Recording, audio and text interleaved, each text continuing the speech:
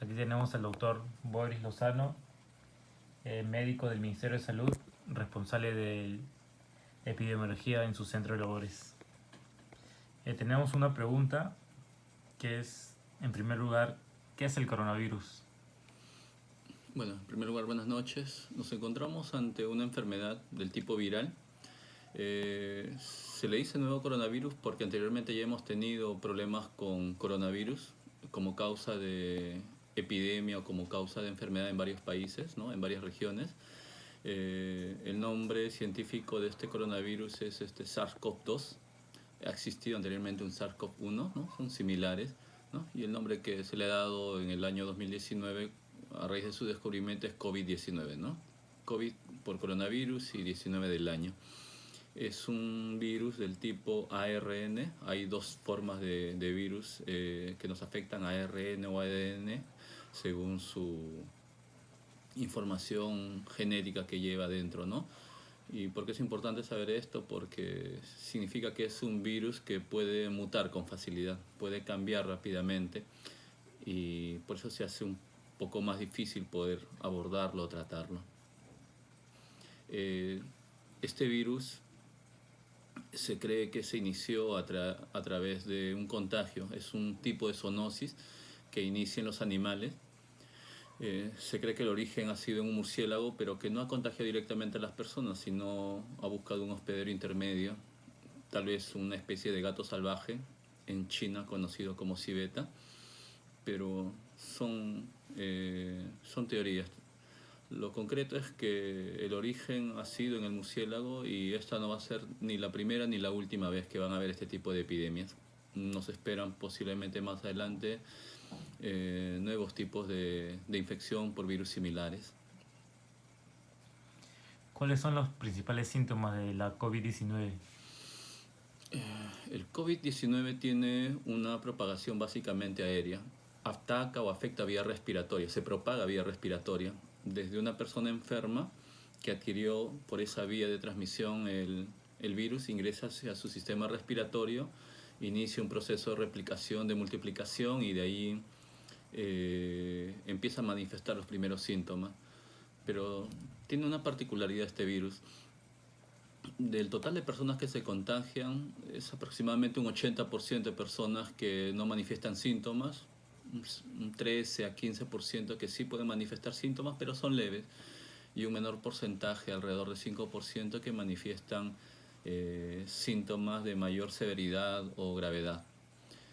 Y un porcentaje mínimo son aquellos que llegan a complicarse y llegan a fallecer. Hablamos de alrededor, dependiendo del país o la región, de un 1 hasta un 5%. ¿Es posible contagiarse de COVID-19 por contacto con una persona que no ha presentado ningún síntoma? Eh, no te completé la respuesta anterior para complementar esta nueva pregunta. Los síntomas que da esta enfermedad, ya que es vía respiratoria, si bien es cierto, el mayor grupo son personas asintomáticas, es decir, no manifiestan mayores síntomas. Lo común es ver 5 síntomas característicos, al menos en nuestra región lo hemos tipificado de esa manera, y son tos, acompañado de fiebre, dolor de garganta, congestión nasal y algún grado de dificultad respiratoria.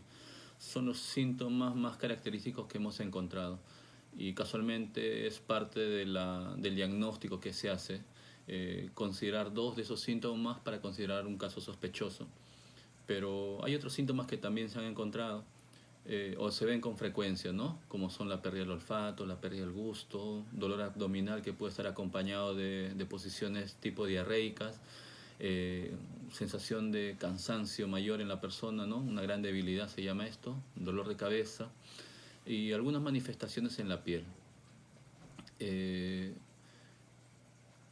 Como estamos diciendo que es vía respiratoria y este virus se replica en nuestro sistema respiratorio, al momento de toser, estornudar o incluso hablar podemos eliminar pequeñas gotitas de saliva, ¿no? Y acompañado de este virus. Pero una persona que no tiene síntomas, uno se puede preguntar, ¿no? ¿Y esta persona cómo va a contagiar? Sí es posible, no necesariamente al momento de toser o estornudar. A veces cuando hablamos o pronunciamos ciertas palabras, hacemos un esfuerzo y eliminamos pequeñas gotitas de saliva, y esto puede estar acompañado de este virus, ¿no? Entonces el contagio, si bien es cierto, no se ha demostrado de qué forma es, sí se ha encontrado en muchos reportes que es posible. Grupos de personas donde estaban en cuarentena o estaban ahí sin salir en un aislamiento voluntario para evitar contagiarse, uno de los miembros de la familia, generalmente el más joven, sale del hogar a hacer sus compras, ¿no? Y nunca manifiesta síntomas. Y sin embargo, después de unas semanas, un miembro de la familia que no salía, una persona de mayor edad obviamente, empieza a manifestar síntomas, ¿no? Y cuando va a un hospital o se le hace la prueba, sale como positivo, ¿no? Entonces, si uno se pregunta, ¿y cómo se ha contagiado si no ha salido todo este tiempo? La respuesta es en los asintomáticos, ¿no? Ujú. Entonces, ¿cómo podríamos protegernos a nosotros mismos y a las demás personas si no sabemos quiénes están infectados? En realidad la protección es un tema más de responsabilidad. No es algo tan complicado, pero depende bastante de cada persona. Eh, si se ve que el contagio es respiratorio, medidas básicas como protegerse con una mascarilla, ¿no? Al momento de salir a la calle, lavarse las manos constantemente, son medidas básicas que nos ayudan a poder evitar esta enfermedad. Algo que llamamos higiene respiratoria, cuando toso o estornudo debo protegerme, debo cubrirme, ¿no? Al menos la mascarilla nos ayuda. Y algo muy importante es evitar que una persona enferma esté saliendo. Creo que es cuestión de solidarizarse con los demás, ¿no? Si yo estoy con un resfriado, con una tos y no estoy seguro si es o no por el coronavirus, y insisto en salir, insisto en hacer mi vida normal, en vez de quedarme en casa, lo que estoy haciendo, si es que tengo el coronavirus, este COVID, es tal vez contagiar a otras personas, ¿no? Y si son personas jóvenes, tal vez no les va a afectar mayormente, ¿no? Pero si esta persona a su vez contagia a otras personas de las que llamamos o consideramos nosotros como grupos de riesgo, sí puede complicarle y tal vez puede hasta fallecer, ¿no? Esas personas de grupos de riesgo son personas mayores de 65 años, personas con alguna comorbilidad, es decir, alguna enfermedad de fondo, ¿no? Que sean hipertensos, que tengan problemas pulmonares, que tengan algún problema renal, algún problema cardiovascular. Se ve también algo importante, que en personas obesas es un grupo de gran riesgo, ¿no? Sobre todo aquellos que tienen una obesidad mórbida. Ujú. ¿Qué se debe hacer si estoy presentando síntomas del COVID-19? Si una persona presenta síntomas, hay que llamar a las líneas que están disponibles, sea del MINSA 113, Salud 107, o acudir a un establecimiento de salud para poder despejar esa duda. Y si vemos que es el COVID, lo recomendable es guardar un aislamiento por 14 días. Estar con mascarilla y guardar un distanciamiento social incluso dentro de la familia para evitar el contagio de otras personas y estar atento ante los síntomas, ¿no? De algún miembro de la familia más que desarrolle esos síntomas. Esa es la mejor manera de cortar esa cadena de contagio. Porque el COVID, si bien es cierto, se transmite vía aérea, necesita de una persona que esté enferma. Si esta persona guarda distancia de otras personas, no hay forma en la cual se pueda contagiar. Pero en la práctica esto no se da, al menos en nuestra sociedad, ¿no? Las personas siguen saliendo a pesar que tienen sospechas o no se protegen adecuadamente con la mascarilla y fácilmente están diseminando la enfermedad. Ujú.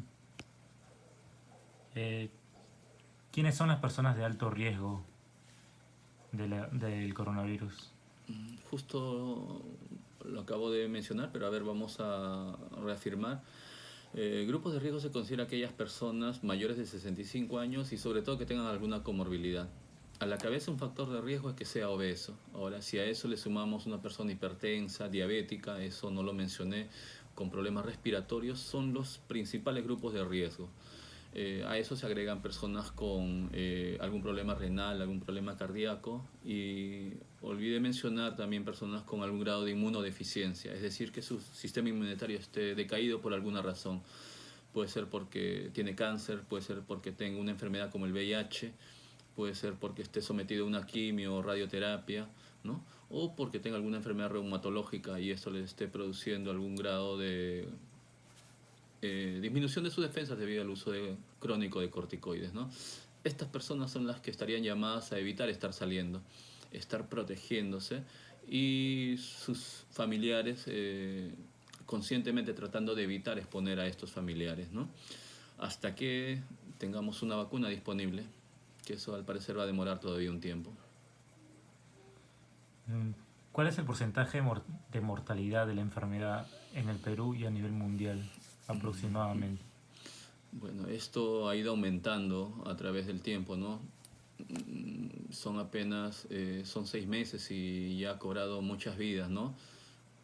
Actualmente a nivel mundial son un poco más de 10 millones de casos que ya se han confirmado, y de estos medio millón, un poco más de medio millón de muertes a nivel mundial.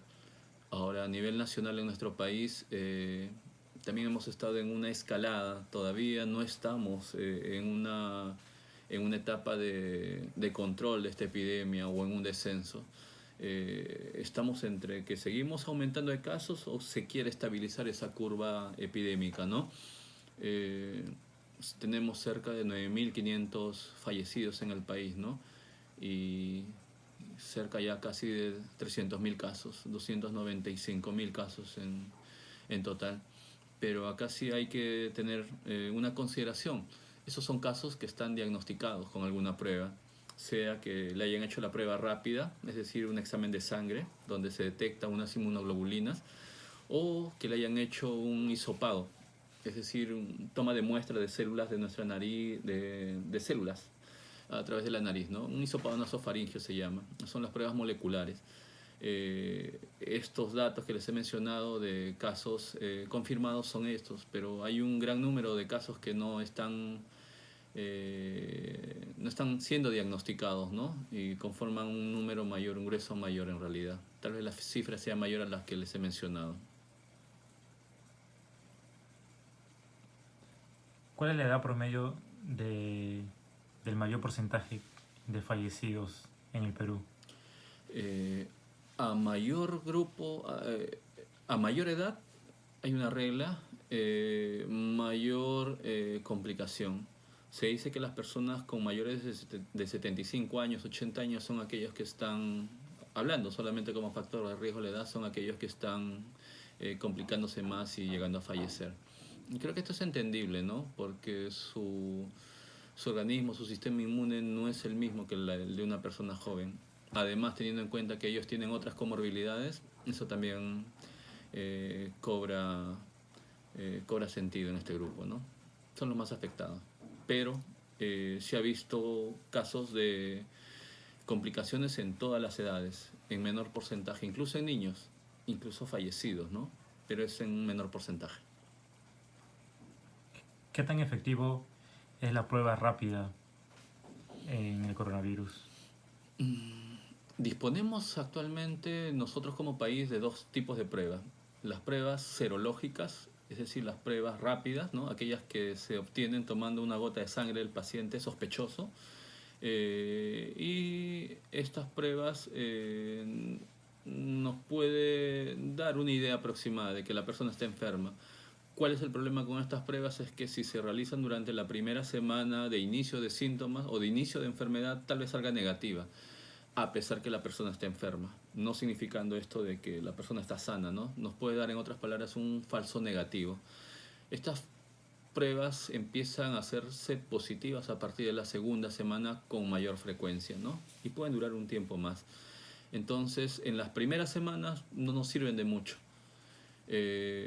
Mientras que las pruebas moleculares que se obtienen a través del hisopado nasofaringeo sí nos ayudan bastante en los primeros días. Entonces, estas sí nos ayudan a diagnosticar casos al inicio. Y esto es bastante útil, porque si diagnostico casos a los 3, 4 días de iniciado la enfermedad, es fácil identificar aquellos casos y tomar las medidas correspondientes, ¿no? Indicarles que guarden el aislamiento por 15 días, por 2 semanas, ¿no? Y con eso cortamos de alguna manera la cadena, ¿no?, de infección. Pero lastimosamente en nuestro medio lo que estamos usando básicamente son pruebas rápidas.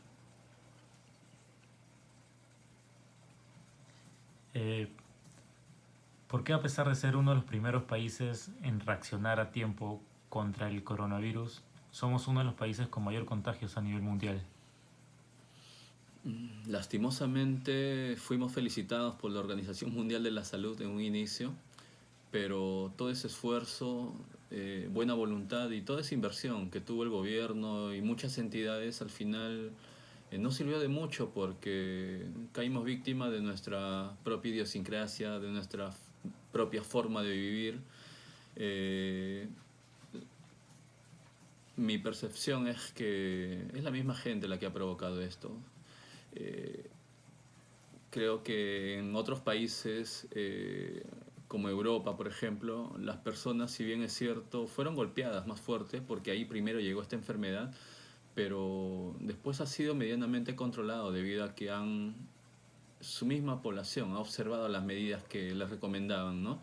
El lavado de manos, la higiene adecuada, el uso siempre de mascarilla. No es usar por usar, hay que usarla responsablemente la mascarilla. Guardar el distanciamiento social, es decir, no estar cerca uno de otro y salir cuando es necesario. Esas medidas son muy importantes, ¿no? Y eso acá en el país no se ha dado, por más que se han tomado muchas medidas como los toques de queda, eh, las restricciones, evitar salir a los colegios, la restricción de ir a los trabajos, pero las personas igual han seguido saliendo y ahora que están dejando de ser tan estrictas esas medidas, las personas están saliendo y no están siguiendo las recomendaciones, ¿no? De la distancia ni del uso adecuado de las mascarillas, ¿no? Creo que ha sido básicamente por eso, por la misma población, la misma idiosincrasia de la población. Se podría decir hasta por la irresponsabilidad de muchas personas. Ahora que se está reaperturando los negocios y las empresas, ¿es posible que haya una segunda ola de contagios en el Perú? Eso es inevitable, no solamente acá en el Perú, sino en el mundo. Los ejemplos claros los hemos visto en China, que es el primer país donde se inició esto, ¿no? Si bien es cierto, se inició en Wuhan, ahora han habido casos, han habido rebrotes en lugares cerca a la misma capital. Lo mismo ha pasado o está pasando en España, donde hay, según los últimos reportes, hasta 10 puntos donde hay rebrotes. Y todos estos, según nos dan la información, es debido a zonas donde han habido reuniones de familia. Creo que acá es un tema, vuelvo a repetir, de responsabilidad. Si las personas piensan que levantar las medidas no existe el coronavirus, creo que ese es el gran error. Tenemos que pensar que este virus ha venido y ha venido para quedarse por un buen tiempo acá en el mundo. No sabemos, hay muchas cosas que no están claras. Una vez que una persona se enferma, si puede volver a enfermarse, si es que una vez que una persona se enferma, cuánto tiempo nos dura esa inmunidad que desarrollamos si es que logramos sobrevivir, si es que logramos sobrevivir a la enfermedad, ¿no? Y si es que llega una vacuna, que si llega, llegará a inicios del próximo año, en el mejor de los casos, en el mejor de los escenarios, no sabemos si esta vacuna va a ser efectiva y va a ser duradera, porque, como mencioné al inicio, estamos frente a un virus que muta, cambia, y es posible que esa inmunidad o esa vacuna sirva para un tipo de virus, para el COVID-19 que nos ha atacado ahora al inicio, pero si este virus muta, esa inmunidad y esas vacunas no van a ser efectivas. Y es posible que nos quedemos con este virus por unos años más y sigamos teniendo cada cierto tiempo, cuando dejemos de adoptar las medidas, nuevos rebrotes, nuevos picos, que lo que se quiere es que no sean demasiado altos para que así nuestros sistemas sanitarios puedan contener a este número de enfermos, puedan darles atención y no se compliquen y no pase lo que estamos viendo actualmente, ¿no? Que el número de enfermos es tan grande, es tan masivo que colapsan los sistemas de salud, no hay las suficientes camas, ni equipos, ni implementación, por último ni medicamentos para poder tratarlos, ¿no? Y mucho menos unidades de cuidados intensivos o ventiladores, si es que la gente se contagia de forma masiva. En cambio, si es gradual, sí se puede contrarrestar y se puede evitar al menos un gran número de muertes. ¿El personal médico en el Perú ha estado preparado para controlar esta epidemia? Yo creo que en el mundo nos ha agarrado por sorpresa y en Sudamérica al menos hemos tenido valiosos poco más de 2 meses de tiempo para poder tener una cierta preparación, una prevención, pero en la práctica no ha sido suficiente. porque no hemos tenido los hospitales completamente equipados ni con la logística necesaria como para poder abordar. Prueba de ello es el gran número de personas fallecidas en nuestro país. Ocupamos actualmente el 6.º lugar en contagiados y también estamos entre los 10 primeros países con mayor número de muertes a nivel mundial, lastimosamente. Y es porque nos falta mucho. Aparte de nuestras propias debilidades y falencias en el sistema de salud, que eso viene por décadas, eso ha sido un aspecto más que se ha agregado a nuestro ya alicaído sistema de salud. Y bueno, la preparación ha sido, al menos en estas últimas semanas, cuando comprendemos mejor el virus, a reforzar medidas de protección, ¿no? Los equipos de protección personal que le llamamos, los famosos EPP, ¿no? Sobre todo la vía respiratoria, que es lo más importante, ¿no? Un buen respirador, el uso adecuado de mascarillas quirúrgicas, el lavado constante de manos, la puesta y retiro adecuado de estos implementos han ayudado o siguen ayudando bastante, ¿no? Pero a pesar de todo eso vemos de que hay muchas regiones en nuestro país que no cuentan con suficiente equipamiento y vemos como muchos de los colegas médicos y demás personal de salud han ido cayendo, ¿no? Y ha cobrado muchas vidas en el personal de salud. Unas sugerencias para todas las personas para evitar los contagios del COVID-19. Tomar conciencia respecto de este levantamiento de la cuarentena. Levantar la cuarentena o disminuir las medidas de restricción no significa que el virus ya desapareció. Hay que recordar que estamos en pleno invierno y las bajas temperaturas van a hacer de que este virus o los problemas respiratorios aparezcan con mayor número y va a ser mucho más fácil que una persona tenga síntomas respiratorios y si se contagia el COVID pueda contagiar a otras personas. Hay que tomarnos en serio la responsabilidad, ¿no? Esto que le llamamos la nueva normalidad significa que tenemos que tener otra forma de hacer las cosas, ¿no? Un pensamiento más positivo y un pensamiento menos pensado en el yo y un pensamiento más comunitario. Pensar que si me piden que no salga de casa o que salga lo necesario o que use una mascarilla, no necesariamente es para protegerme a mí, lo están diciendo para proteger a otras personas, porque pueden llegar a contagiar a otros grupos que sí son de riesgo y esas personas son las que van a fallecer, van a complicarse y van a fallecer, dejando enlutado familias, sin padres, sin abuelos, ¿no? Jefes del hogar, problemas después que van a estar viviendo. Eso es todo. Muchas gracias.